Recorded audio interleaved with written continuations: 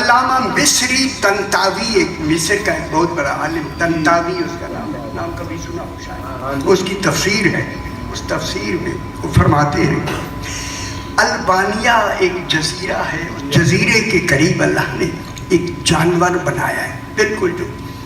سمندر کے کنارے پہ ہوتا ہے، کافی بھاری جسم،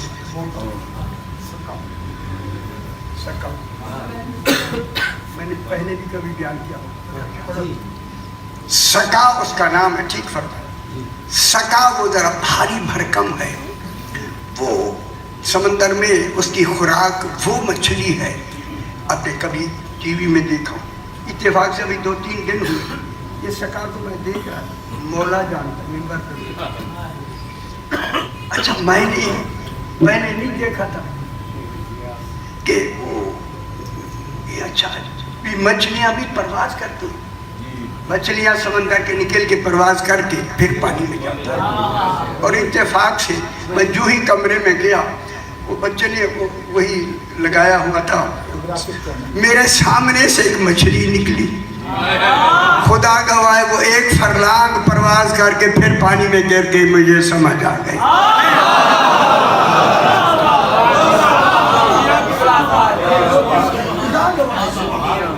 یہ 2-3-4 دن کی جب میں اس کو سکا کو لے کر آتا میں نے کہا اچھا یہ کیا کرتا ہے، مچھلی بھی تو اندر پانی کے ہوتی، یہ بھی پرواز کرتی، اب پتہ لگا کوئی پرواز والی بھی مچھلیاں،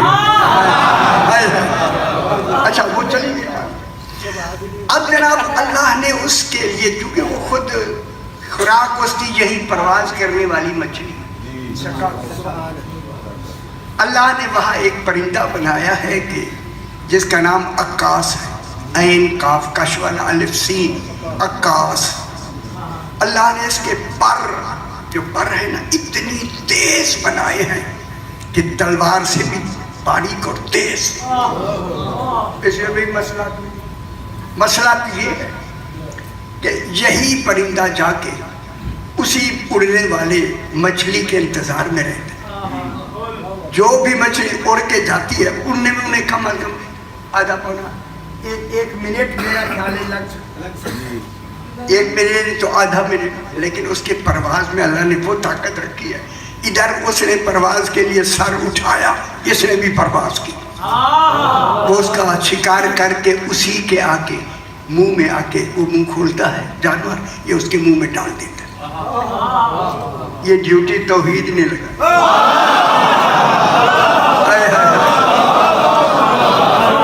ایسا رزاق ہے،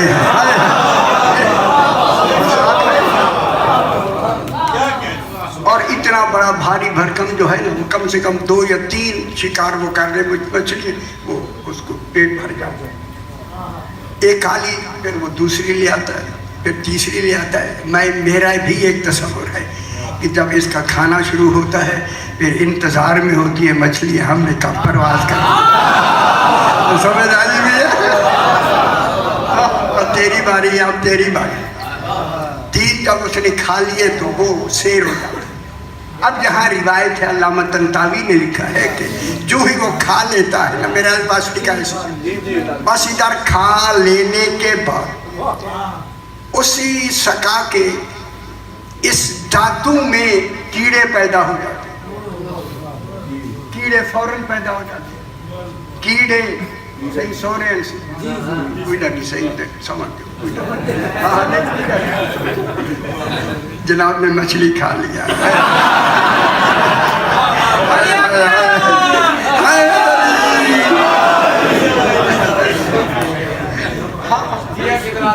اب تو نہ پہنچنے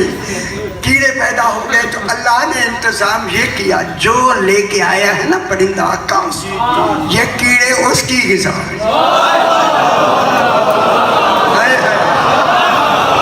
میں جملہ کہوں، اسی کو کہتے ہیں احسان کا بدلہ احسان۔ اس نے لانے میں احسان کیا، اللہ نے دینے میں احسان کا بدلہ دے دیا۔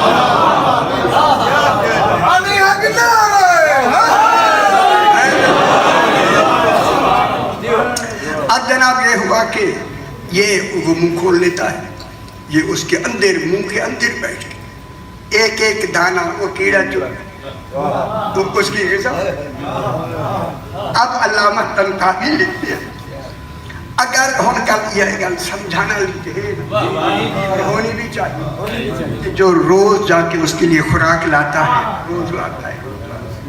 اگر وہ کسی دن